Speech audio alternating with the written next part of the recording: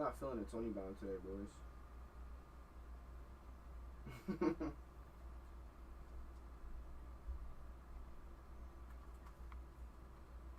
I said, teach him, Kamari.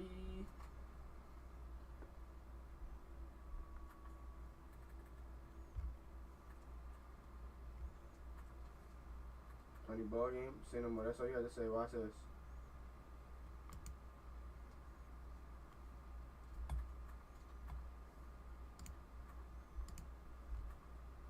For arousal. So this Rougiette stuff is different? Yeah, Rougiette has an ingredient called apomorph. I want to share an easy exercise that will help you learn to get better at playing in all 12 keys. And this exercise consists of maintaining one note in common with all of your chords.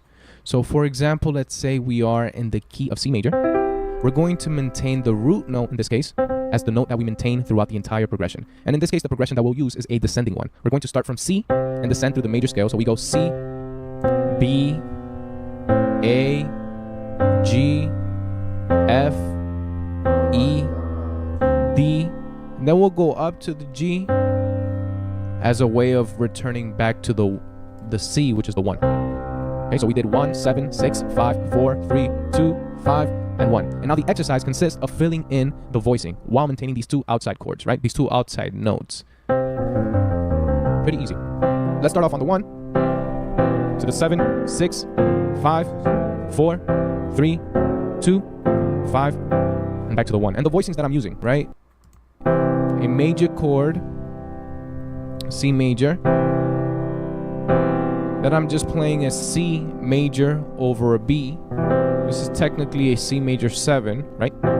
Just different voicing. Then I get to this 6, which is an A minor. We can voice it as an A minor 7 or even an A minor 9, right? The goal is to, or even an A minor 9, right? The goal is to fill in the notes in between these two outer notes. Then the 5, we can play it as a C7 over G, right? Or even as a 5 minor chord, which would be a G.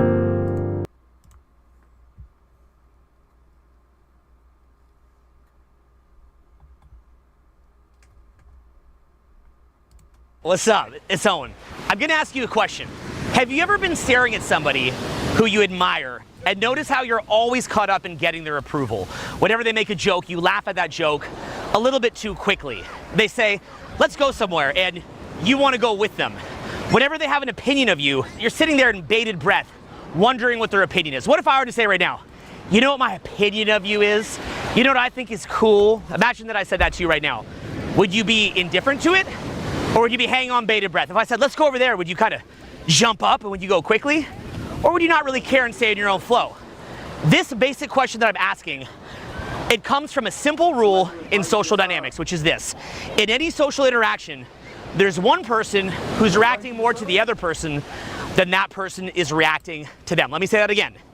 In any social interaction, there's one person reacting more to the other person than that person is reacting to them. Now, to be the more attractive person, you want to be the grounding energy in that dynamic, or at very least, if you're equal, because that can happen. That's actually pretty beautiful when that happens.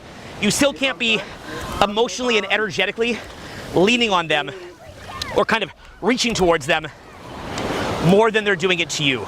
And so what I want to talk about in this video is how to be one of those people who is not emotionally reaching, somebody who is grounded, somebody that others look to for approval. And this is absolutely massive as far as meeting people, networking, dating, creating chemistry and attraction. It is just, I mean, you could argue that it's almost everything.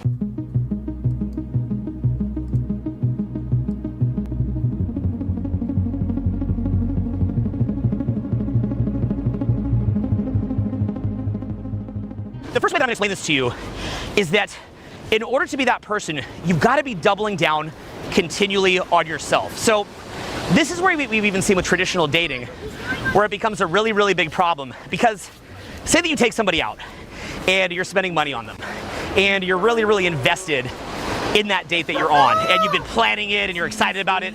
Well, now all of a sudden you're really hoping that that other person is going to like it. And as you're investing in it, but they're not really investing much other than a bit of their time, they're sitting there indifferent, and you're sitting there thinking of things to say, how to impress them, how to make them like you. And by the way, guess what? That person who you're on a date with may well be texting that other wonderful human being who they are probably going to be meeting up with later that night. Like, this will happen to you. If you're reacting too much with your date, they may well be texting me. They may well be texting some other person who's competing with you. And why? Because they have your validation. Now, what's going on there? Well, like I said, in any social interaction, there's one person reacting more. And what that means is that validation can be thought of almost like a food. So if you're just satiating them and giving them all the validation, then, you know, all the social approval, what winds up happening is they don't need any more from you. Imagine right now if I just start feeding you and feeding you, giving you food. You don't want any more food. I have over-validated you. I've given you everything that you want. So therefore, you're over it. You're over me. You've had everything that I have to offer. Now, this is a very, very bizarre part of human nature, isn't it? Why is it that we don't just appreciate the people who give us more? Why don't we value the people that are contributing more? Well, it's simple. Our DNA is designed to optimize. If you're already getting what you need from one person, you've got all of it already, well, what's gonna happen? Now, you're gonna wanna get it from other people. And so I've seen this where I'll be sitting back at my house and one of my friends will bring over all these different people. And my friend has been kind of pumping them up to get them back to my house, but then they'll ditch my friend and talk to me even though he did all the work to get them there, because he's overly validated them to get them there by being a dancing monkey entertaining them. And I'm just laying back doing nothing, and now they start chasing my validation. In fact, if I want my friend to come out okay in this equation, I will probably have to over-validate them to turn their attention back to my friend. This is like human beings are like fish with a little lure chasing for validation. That being the case, where does validation come from? It's what I said. It is who's reacting more. You can see this in these basic little moments where maybe they move a bit and you kind of turn into them in this very subtle way to chase down their attention, their approval. Maybe they'll crack some little joke, and rather than just kind of saying it in your own groundedness, you wind up laughing a little bit too much at their joke. You're kind of following their opinion a little bit too much. It's all just being oriented around them. Rather than you being your own point of orientation, you are now orienting around them. Let me say it again. You have to be the source of orientation. It has to be your mental movie. You have to be the hero in your movie. Say that with me. I am the hero in my own movie. You've got to be experiencing the movie where your selective focus, in many videos you've heard me call that RAS, reticular activation system, your selective focus is oriented within yourself. You're looking through your movie. It's like, right now if I'm looking around and I'm just looking at the waves, I'm looking at the hills, I'm feeling the dirt under my feet, I'm enjoying my speaking, that's gonna be me as the hero of my own movie. But what if I switch that around to get your approval? And as I'm speaking to you right now, I'm energetically leaning into the camera. So, you know, let's contrast it. Right now, as I'm speaking, I'm feeling my hand movements. I'm feeling my chest breathing in air. I'm feeling my voice projecting. I can feel the energy in my own body. I can feel the energy in the sand. I'm really just enjoying being me. But like I said, to be clear here, what if I'm jumping into the camera going, what do they think? What's their opinion of this? Oh, do you like it? And it's gonna change when I'm speaking to you. I'm not gonna be an effective public speaker. Every word that I say, I'm gonna say something and go, huh? Or maybe I'm gonna kind of overly laugh at the joke like, yeah, and then someone's reacting more, haha. And immediately what's gonna happen when I do that is you know that I need your approval, and you're gonna turn the video off. I mean, to be fair, people will turn off the video no matter what you do. But you see the idea that I'm saying. You can't be an effective public speaker when you're seeking reaction. It has to be your own mental movie. Otherwise, the people get validated, and essentially you just fed them all the food and they're done the meal. It's over. So, as we discussed, the way that you do this is by not reacting. You have to be centered in your own movie. So let's move next to some how-to as far as making it where you're not reacting to the other person. And the first thing I'm gonna tell you is, the secret to this is not trying to contain your reactions. This is really an inner confidence issue and a lifestyle issue. Trying to contain inner reactions would be like stuffing that. It'd almost be like, hi, what's up? Oh, turn my butt. It's like a weird robot. There's a word called the uncanny valley, where somebody looks just a little bit off, and people start to feel physically sick when you do that. So if you start showing signs of you trying to contain your reaction, it's going to move into that uncanny valley aspect where people will just feel physically sick from you. You cannot beat this with just a behavioral change. You can't just beat this with a technique. This has to be something that you beat by changing what's going on inside of yourself. So the first way that I'd say to get around this, as far as practical tips, is getting present to the moment. If you've never heard of the idea of being present to the moment, I would encourage you to read The Power of Now by Eckhart Tolle. And what that book explains is that if you're not thinking too much in the future and you're not ruminating too much on the past, you will be grounded in the present moment. That presence will give you this vibe that you're unmovable, that you're in your mental movie. It will actually change that orientation to be around yourself, which is so, so powerful. So any amount of meditation that you can do, any amount of work to get out of your head and into the present moment, that is going to make you very, very grounded. Now the second one is what I'd call a positive life. And this is something you have to build out in the outside world. So the first one, that's an interchange. Getting present to the moment makes you very grounded. The second one though is having a lot of friends, building out your peer group. Let's be honest, if you knew right now that you knew hundreds of people and there was never really any urgency to meet somebody new, it wasn't super duper important, how much more confident would that make you? How much more grounded would you be? Any individual who you're talking to, you don't need them. So you're not going to be having that intense emotional reaction. If we want to even get into the biology of this, most likely the reason why we are attracted so much to people that don't have reaction is because it's actually a social subcommunication that they're very popular or even powerful. It's a sign that they have backup. When you're reacting too much, it basically looks like you don't have a lot of options, you're in scarcity, and people flee scarcity. So you've got to be thinking about how you design your life and surrounding yourself with both friends of the same sex, opposite sex, like real friends, not just people you're dating, real friends. You want to have people who you're seeing casually and having fun, intimate, casual relationships with, whatever that means to you, whatever works for you in that framework, whatever feeds you, could be anything. Everybody's different with that. You want to have it where you have hobbies, purpose, things that you're passionate about. If you have a great purpose, that is going to make such a difference in the way that you're reacting to people, because what's going to happen is whenever you're attracted to somebody or want their approval or want to network them or make friends, what winds up happening is that your purpose is a bigger deal. Their approval to you is not really all that important to your larger life situation. So you're not going to react. If your main goal in life is to get one person's approval, that could be your romantic partner, what's that going to do to their attraction for you? It's going to kill it. That's proven. It's going to kill it because you need them to react. You need them. It's going to kill. You're overstuffing them with validation. And some people, again, will try to remove over-validating by maybe teasing the person. And that can be a playful way of doing it, right? Whenever you tease somebody playfully, it kind of playfully pulls away in a flirtatious manner a little bit of validation to where they will chase you for validation. That's sort of a little trick to do it, but that only lasts for just a brief moment. It's so short-lived, and if you haven't solved this, then you're gonna have to tease and tease and tease and tease just to be able to hold someone's attention. But by grounding yourself in presence and a positive life and a larger purpose, what winds up happening is that same vibe that you get from teasing will actually translate to being a permanent state of affairs, which is so powerful. Now, understand that when you have this down, everything just works. Everything works. When you go to start a conversation, people can feel you don't need anything. In almost all cases, they open up and they love you. Say that you tease them. You're like, oh, no, shh. If you need something, you're like, no, shh. They're like, yeah, right. Yeah, right. But when it's grounded, shh. They start laughing uncontrollably because they can feel that it's grounded. And the more grounded that you are in your own validation, the more centered that you are as you being the hero of your own mental movie, you can actually tease them more and more. You can be a little bit more outlandish. And the reason why is because it sells it well. When you're reacting to the other person, it's not selling it well. So understand that even any ideas that you'd have about certain funny things that you'd say, maybe you read something on the internet that'd be a funny thing to say, that's not even going to be effective if you're not grounded. You've got to be grounded.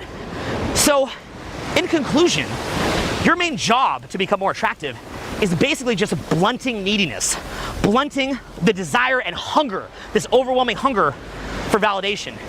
Your goal to become more attractive is to become more centered in yourself And anything that you can do, whether it's inner practices of trauma release, meditation, or just looking at your beliefs about yourself, your connectedness to nature, being able to, I mean, it sounds crazy, but being able to walk up to a tree and feel the energy, feeling a part of the earth, feeling like you're here for a reason, knowing that you are connected to the whole, even though you're an individual simultaneously, and knowing that that means that you're somebody bigger than the validation of somebody else. All these practices, having some purpose here on earth that centers you, that grounds you. The purpose is not just about making money, although that can help. The purpose is about centering you. It's hard to even be the person energetically and in the vibe that you have and in your reactions that you're capable of being without some purpose. It is so vital. You can't just make another person's validation your purpose. Think when you're out, you need that validation. You walk into a venue, your purpose suddenly becomes get validation. Get validation. You're gonna start repelling everybody. It just destroys your attractiveness. It's not a good look at all. So everything that you're doing has to be numbing that and getting it to where instead of needing and feeding from external validation, which is so up and down because one minute you have it, another minute you don't, drives you crazy, instead it is something that you build from within yourself.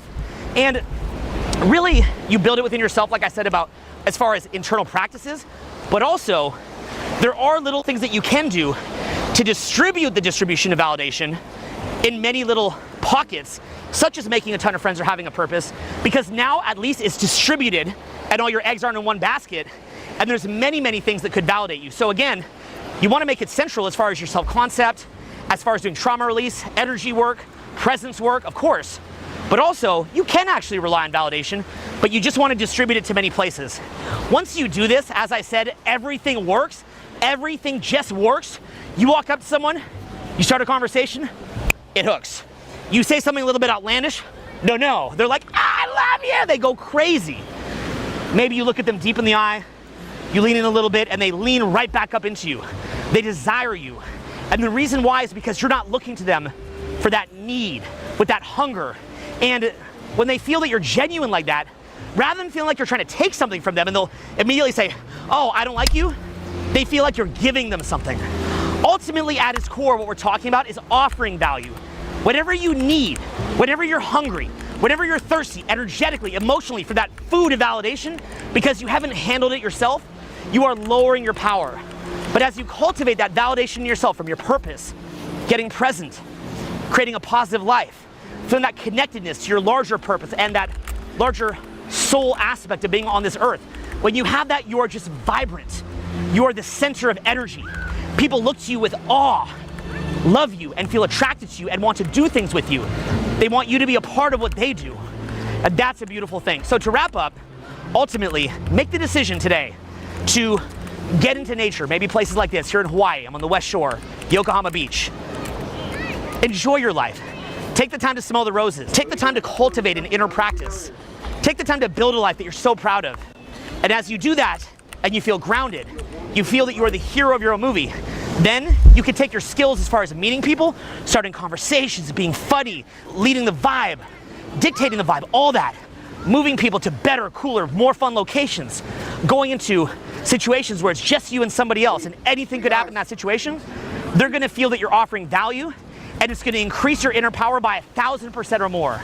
This is the beauty of learning social skills, and ultimately is you cultivating your foundation.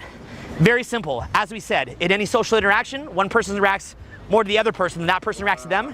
What have you done to build a foundation where people are loving you and reacting to you? I absolutely know that you can build this. I am so confident, and I'm so excited for you to build it, because I know that when I meet you in person, I'm gonna feel that grounded energy coming from you, emanating value out towards me, and we're gonna meet right in the middle in presence and share that positive vibe. So I'm gonna wrap up, probably stay here and enjoy the beach, and I'm very excited to be back with more and talk to you soon. Peace.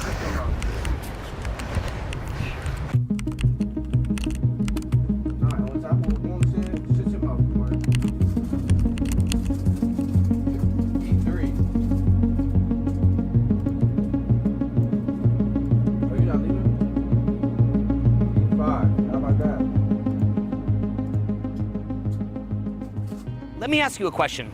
What are you doing here? Your life is not remotely what you think it is. You are not remotely who you think you are. you have very little idea of what you're doing here. And most of the thoughts in your mind are socially conditioned. They're implanted there by other people who have an agenda that is not in alignment with yours.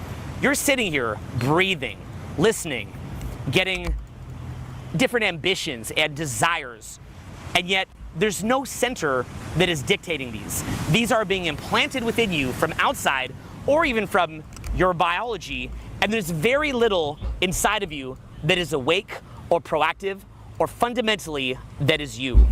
So what I'd like to do is explain today how in dating and attraction, this concept is going to really change your experience as far as getting better at it, getting better with meeting new people, with networking, because this concept in my journey was absolutely everything. And I'll start off with some simple stories. So in all of my social progress, especially in dating, what I found was that throughout the year, I'd meet different people, and most of those people, I enjoyed their company, but it wasn't really a big deal.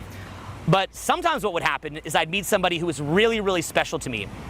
And for that reason, I would really wish that that person would get a lot deeper into my life. Maybe I'd wish that this person would be my romantic partner, or become a business partner, or become somebody who I could network with, somebody who I looked up to, somebody who I really cared about. And for whatever reason, I would almost always goof it up. I could remember working on my dating, and I'd meet somebody new every night on this crazy run, having all these wild adventures. But then I'd meet that one person that I really like, and I would act so weird, I'd wind up pushing them away. I think that if you're going out actively and you're meeting a ton of new people, you're probably doing the same thing. And in my experience, what working on dating and meeting people and attraction really results in is a lot of very powerful emotional reactions that you're gonna go through along a journey. And during that journey, it's really gonna give you a lot of turmoil. It's gonna give you a lot of pain, because you're gonna have what you want, and it's so close you can taste it, and then you wind up losing it.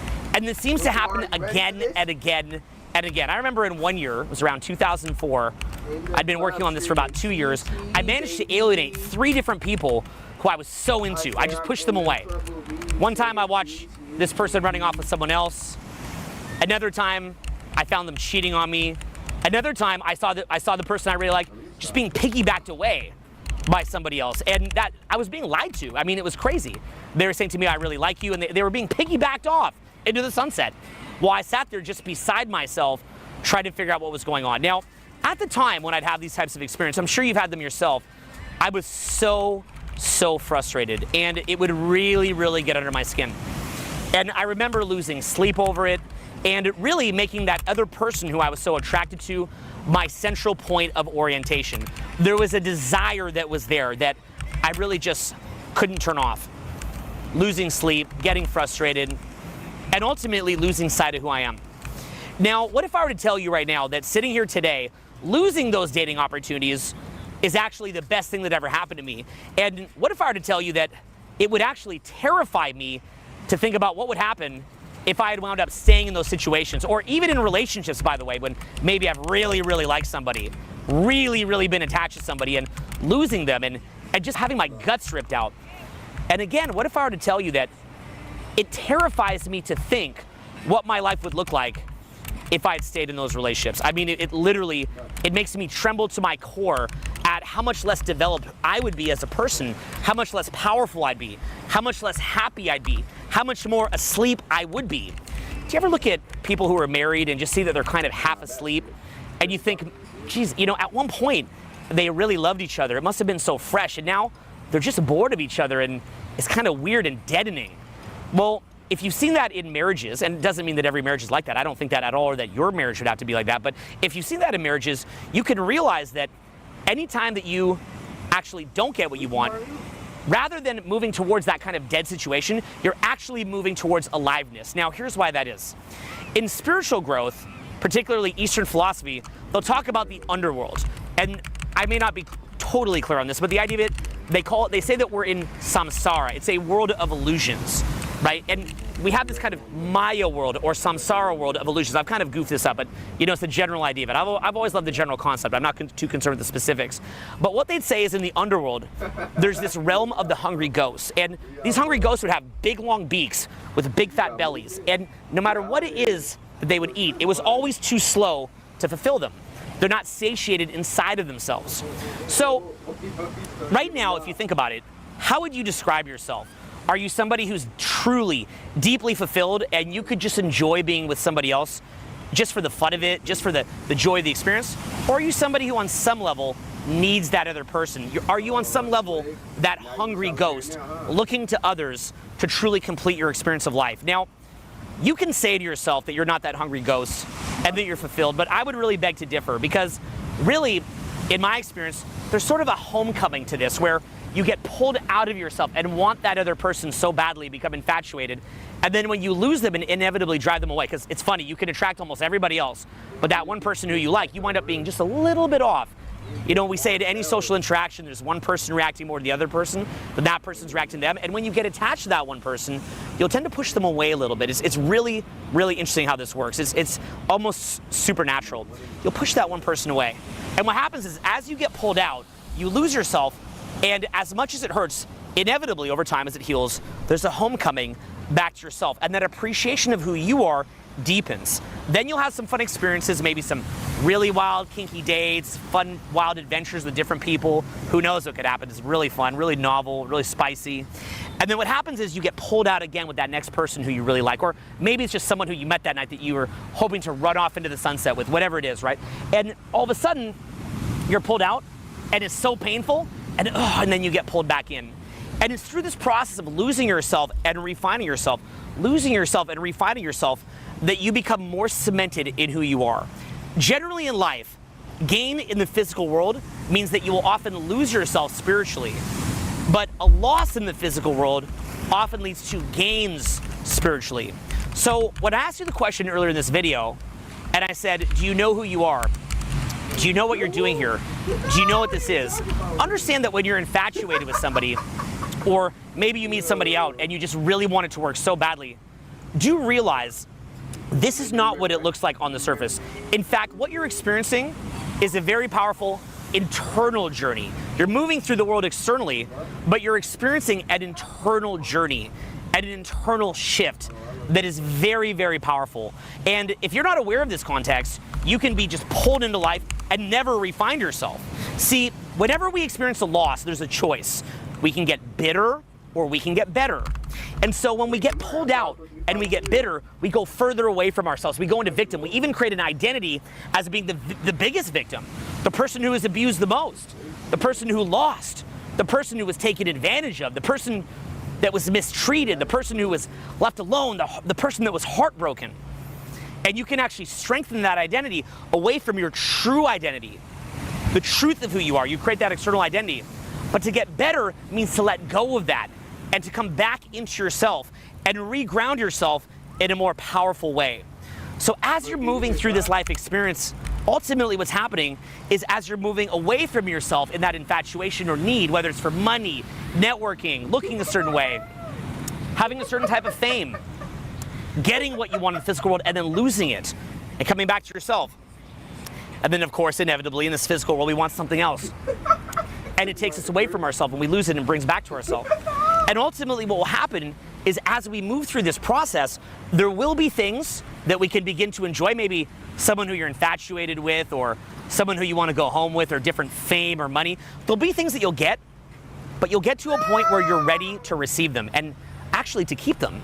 And the reason why you're ready to keep them is that through the process of gaining and losing over and over, you get to a point where your intention is there. You have a great intention to have that gain in your life, maybe that person in your life, that romantic partner, that wild experience that night, that money, that fame, that trip that you want to go on, whatever it is, that superficial physical world experience. You'll get to the point where you want it very badly. There's a very powerful intention there. Let's even get away from the word very badly. There's a very powerful intention to have it. But even though that intention is there, it is equally matched with a release of that intention. So repeat after me. Have the desire, but then release the desire. See, it's when you have the desire, but it builds and builds and builds and builds, that ultimately you're pulled away from yourself. But when you release it and you come back into yourself, your point of orientation, that beautiful energy body, that present moment awareness, just touching the sand and being aware of that energy moving through your body, breathing the air, hearing the sounds around you, the music of people having fun over there, the waves over here, the sun going down. Maybe the sound of my voice right now, the color in my shirt, the color in the video, your breath right now, sitting on a chair, feeling the energy moving from your head to your toes. As you become regrounded in that, well, then now you can experience these things, but stay grounded to it. And it is only in my opinion and experience, and I could be wrong, but in my opinion and experience, and I've had more than I ever expect to have in my life, what I've seen is that it's only when I could easily release those things that I keep it. It's when I have that amazing romantic partner who, to be honest, I love that person to death, but I'd be okay to move on by myself. It's effortless to keep them with me, effortless. When it comes to financial achievement, if I don't need it, it just becomes a lot easier. And I'm certainly not perfect with that, but I've improved a great deal. And it's in that position that I'll see that I can keep it. But inevitably when I need it, in my experience, what's happened is it creates a neediness, a reaction to it, a pendulum to it, and a toxic energy circuit to it, a low vibration energy circuit to it of need, where inevitably it will be pulled away. And so for so many years, I've coached people on dating, and I'll take them out and I'll see them having some beautiful experience meeting somebody, and then they begin to need it. And then that person runs off with somebody else. The person they like runs off with somebody else. It's crazy. And you see them come back completely flustered, completely exaggerated, and just, it looks like they're emotionally beaten up. And I say, listen, you don't understand. The universe doesn't give you what you want. The universe gives you what you need. Or maybe more accurately, the universe does give you what you want, but not in the way that you want. I've had so many experiences like that. Simple one for me, I always wish that I didn't need approval anymore. And I wish that I could wake up by magic and not need other people's approval, that I didn't care what they think. Well, I was given that experience. The way that I got it was by horrible representations in the media, in books, more negative feedback than almost anybody I know. And in getting that negative feedback and then still coming out of it okay, and maybe even what you might call thriving, what I found was it's actually okay. It's okay to get negative feedback. And what's funny was I now look at other people who need approval, and it's like, I've been blown up with lack of approval in a multi-million selling book, in the media all over the world, misrepresented, all these different aspects, and I'm just continuing with my life not worrying about it. So if one person doesn't like me, I don't care. I was actually able to beat that need for approval, but the universe didn't give me what I wanted, it gave me what I need, or rather it gave me what I wanted, but not in the way that I expected. In the same way, you will meet that incredible person. It's gonna happen. You're gonna have an incredible partner. You're gonna have a wild, kinky, crazy dating life if that's what you want. You're gonna get the money you want, the fame that you want. I believe in you, I truly do. But I believe that it's gonna happen after a period of gain and loss over and over, so that you can come back to yourself. And at that point, when you can have the intention, but then release it, that is when you can keep it. Now, as I began this video and I said, you probably don't know who you are or what you're doing here, what insight might this give you as far as what that could be? What are you at your core? Is it this person that is identified in other people liking you or having money or fame or physical objects? Is that what you are?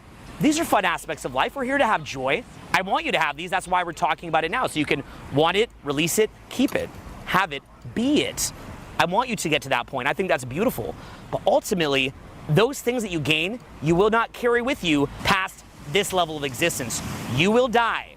This experience will breeze by in a blink. It will breeze by so fast. You have no idea right now. It is so fast, it will breeze by. And you will not carry those things with you. Even your partner.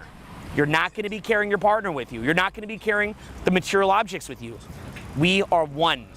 And come back to that.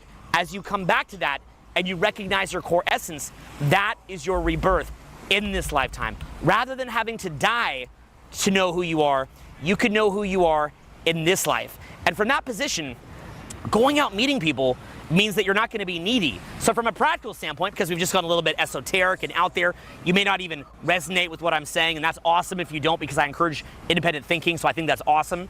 But what you will see on a practical level is that meeting people becomes very easy. There's no need to be nervous.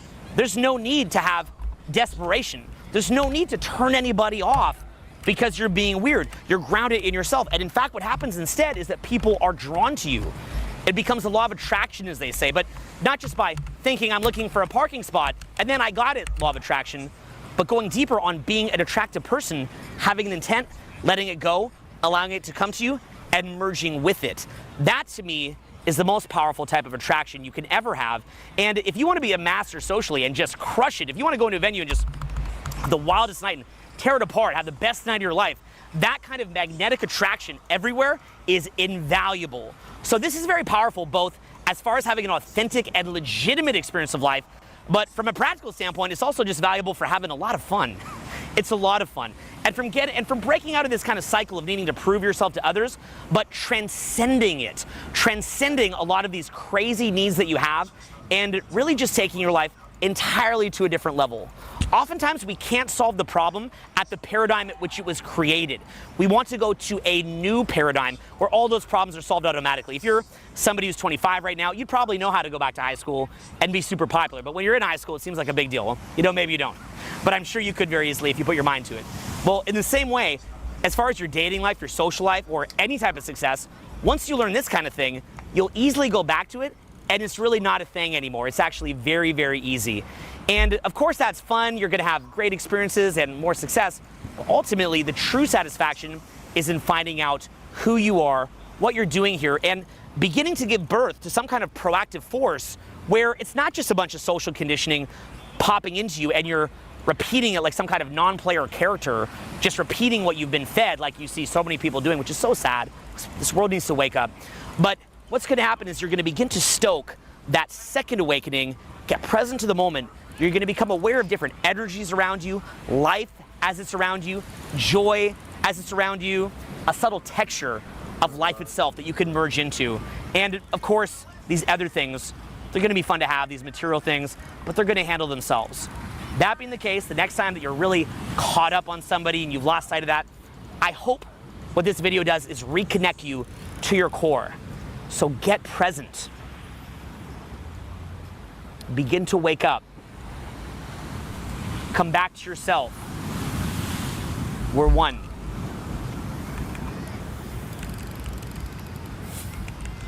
And it's a beautiful experience. Thanks very much for listening, and I'll talk to you soon.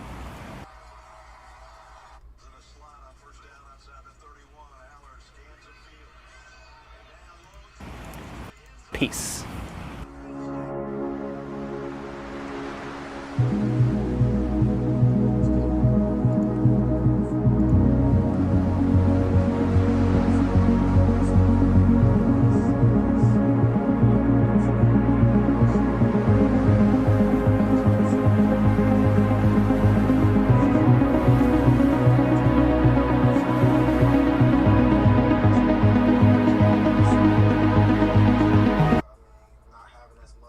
I just found out that if you have 2 cars on your car insurance, this is 100% what you should be doing. So I found this website and look at the difference. $159 a month. I thought this was the best price I could find. Don't even look anywhere else. This is the best price, right?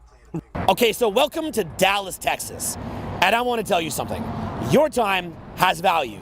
You know that your time has value, right? Your ideas have value.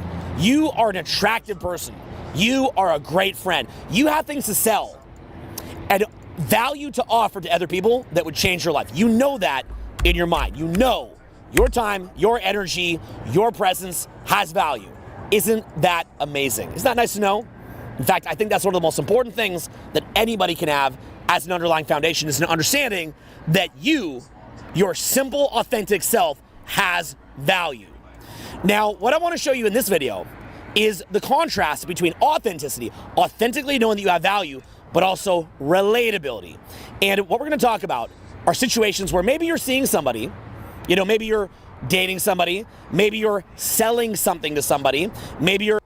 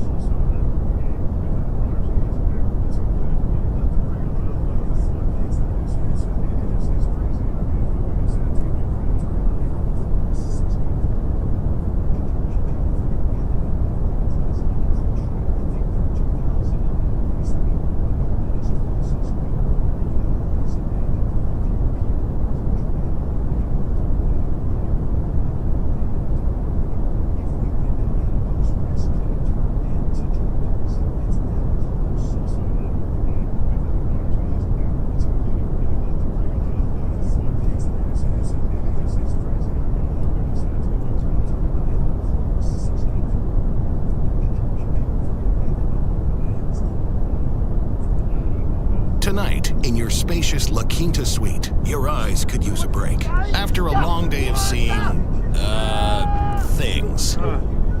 But hey, free waffles always make you forget. Tonight, La Quinta. Tomorrow, you shine. Thank God I'm starving. Can you recommend a good place to eat? Yeah, welcome to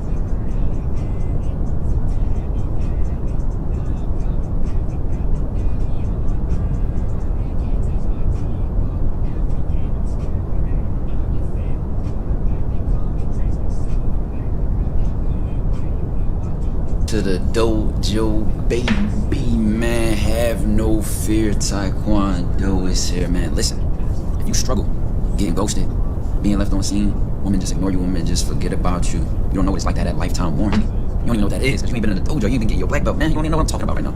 Then you need to learn how to go deep, not why. Have no fear, Taekwondo should help you out, man. Listen, if you've been following me for a while, you know this is one of my most famously coined terms. And I just came over on the fly, but y'all know it's about the heart of the dojo when I say go deep, not why. And I see so many people reuse it, re-explain it, and I've seen a lot of guys miss the point. But when you get it, when you understand what I was saying when I meant deep, not why, you'll never miss out on receiving a message like this, you know, where I had a woman tell me, for context, I guess we was on the phone about something, and I said I was going to see her on a certain day or something like that, and then I was like, oh snap, I'm busy, blah, blah, blah, and then she like hung up or something like that. But I asked, can I come? What you mean? You agreed to tomorrow, literally. That's why I hanged up. I was upset. I was hoping to see you and cuddle. Like, fuck the fucking part. I like your energy and your presence. To be missed for your presence, your energy, just wanting to be around you. Mind you, I be on my own time sometimes. I ain't gonna lie, like, where a girl come over and it ain't always about sex. From my end of things. Easily, I already might even tag before. But it's about the connection. It's about the impact. And when you have that, lifetime warranty on the woman, man. And the woman come with the pussy. You niggas go for the pussy, get it mixed up, get it fucked up. Teach you how to go deep, not wide today. Now, let's pull up this on the background, right? Now listen, a lot of y'all miss out on going deep, not wide, and y'all try to force it in y'all conversations. So I'm gonna talk about what wide is. Like, what's the whole purpose of going wide? Why it's actually a good thing. It's not a bad thing. It's like dudes heard me say go deep, not wide, and then like everything now you talk about, you're trying to avoid. You feel like a bot. So going wide is actually useful. It's small talk. It's lighthearted. It's the safe way to have a conversation with a stranger. It's social. You could think of social gatherings, meeting somebody for the first time. You know, you're probably gonna go wide. You're gonna have conversations, knowing all the little facts and the little details about them, their favorite food, where they from, where they grew up. My dog just sneezed so hard, bro. Yo, that's so hilarious. My dog just they from where they grew up. My dog just sneezed so hard, bro. Yo, that's so hilarious. But yeah, you're gonna learn all these little random facts, and it's just a part of the dance. It's just how things go, right? So it's not a bad thing. You don't want to avoid it, right? I looked at the difference between going wide and going deep versus it's like what you do, right? The girl might tell you, oh, I'm a nurse, or I'm in school, I'm a college student, or I'm a chef, right? And this is like details about her life, what she does, and it's important, it's valuable information. The who you are, the going deep part, is more so things that represent your sense of self, your character, the why behind things, not the what, not the where, not the who, but the why behind things. Why were you closer to your mother than your father? You know what I'm saying? Why did you move to Houston? Why did you go back to school, or why did you go to school in the first place? Oh, because I want, like, this is where you find out what's important to a person. And the problem with going deep, the difficult part about it is it's intimate. A lot of y'all hear intimacy and y'all only think of sex. We trying to keep this video green mark. That's why I had to blur the cuss words in the screenshot. That's why we watching what we say. But a lot of y'all hear intimacy and only think of sex. Y'all only think of, you know, beating some doonies down, man. Slaying that side quest. But intimacy is really about seeing a person, knowing them, being exposed and connecting with them in a way that they're not used to being seen. That's why I put vulnerable right above that. Without the vulnerability, without the intimacy, without the trust, there is no impact. None at all. You'll just be the what you doing guy, the one that puts her to sleep, the boring guy. But when I think about the 3 biggest, I put this in my notes. I'm gonna bring this up. Thought to myself, I said, what's the 3 biggest things that gets in somebody's way of going deep, right? And how do you have to understand going deep to really get to that space where you make that impact? Number 1, you're not a good listener. And if you are not a good listener, your conversations are going to be missing depth. Because a huge part of going deep, not why, is having the ear or the eye. You got to think of yourself like a good hunter. What do good hunters do? Man, they camp in the bushes, lay in the dark, and when it's time to go for the kill, they go for the kill. Right? So you might be laying in the bushes with the small talk, having a fun, lighthearted conversation, showing your personality, you going out on some interactive date, bowling, whatever the case may be. You know, you just in the bushes right now. She don't even know you got substance. She don't even know how deep you can go and your perspective on things, or giving her a sense of yourself or digging into her sense of herself, right? Now, a moment in the conversation comes up where you smell the opportunity to attack. How do you recognize that? Simply put, you just have to look at the second layer of a statement or a question or some information, right? Like, for example, something why might be she's in school to be a nurse, right? Something to make that deep is why nursing? Simple example. Oh, a wide information might be like, oh, I moved out here 10 years ago with my family. You know, going wider is like, oh, how do you like it? Oh, it's not really for me, the weather, And something deeper might be say like, you know, how about the people? You like the people here? Like, you know, now you're getting deeper. You're trying to figure out what type of person she is, where she feels as though she belongs, how does she fit in? So going deep is just about having a good eye, a good ear, a good nose, if you fuck with that metaphor, and just paying attention and dissecting and going deeper when the opportunity is in front of you. If you're not a good listener, you're gonna miss out. You're just gonna completely fumble and miss out on just opportunities to go deep around you. Now, second layer of that, the second thing that came to my mind, I said, what's the top 3 things of why God can't go deep? No pun intended. You don't have enough substance. This one made me think of an older version of myself, and like when I thought of myself, and I said, when did I make that transition where like going deep became normal to me and it just became second nature? Like, it's just, I don't even know how to do anything else, to be honest. And I thought about what type of life I was living. You have to be a made man where going deep, in order for going deep to be easy to you. For example, a woman might come over my crib and see all the stuff I have in my house, things I do in my own time, by the way. Just from what y'all can see. Instruments, right? Piano, guitars, drum kit behind me on this side. Y'all can't see it, but I got books all around my crib. I got like a whole like library full of books just set up. And this is automatically gonna pose and create questions. Did you read all of these? It happens all the time. You know how to play those. Did you read all of these? Oh, who's this person? What is this book about? Like, this is an example of having passions, having side quests, having interests, and it just makes you an interesting person. So at the very least, if she's not opening up and being vulnerable for the intimacy part, you can lead. You can give a perspective or an opinion on a situation, come off witty, you know, show your intelligence, and it'll intrigue her to open up. That is 9 times out of 10 how I get across my things. Because it's not that a person necessarily is just open and willing to be trusting of me as a stranger. Like, people are just going to read your vibe. That can happen for sure, and it does happen. However, I know a lot of times it's me leading. I'm taking the initiative. I'm asking a deep question. I'm saying something that's deeper than it needed to be, and I'm taking it there.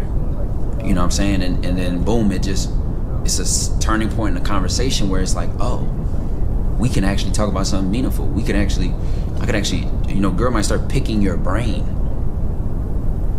Or you might, this goes hand in hand with the first part, because you might ask such good questions. You might have so much substance going on in your mind, so many things you're passionate about.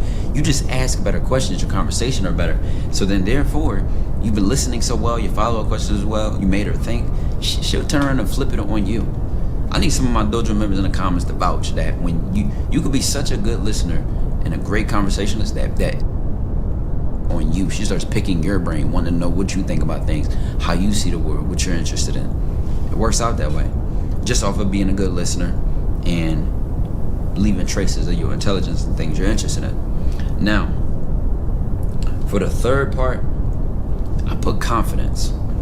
And I was thinking of the confidence to address the elephant in the room, because at the very least, when it comes to going deep, now why, you 9 times out of 10 have to be okay with feeling like what you're gonna ask is, it may feel invasive, you might even feel cringe. You might feel like, ugh, like this is kind of deep, like do I wanna go there, is it the wrong time? You know, you might start overthinking. And at the end of the day, right?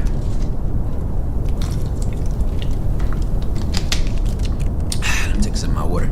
At the end of the day, what you gotta realize, this is what you're about, this type of guy you are, this type of shit you into. And if she can't go deep with you, if y'all can't connect in that way, it'll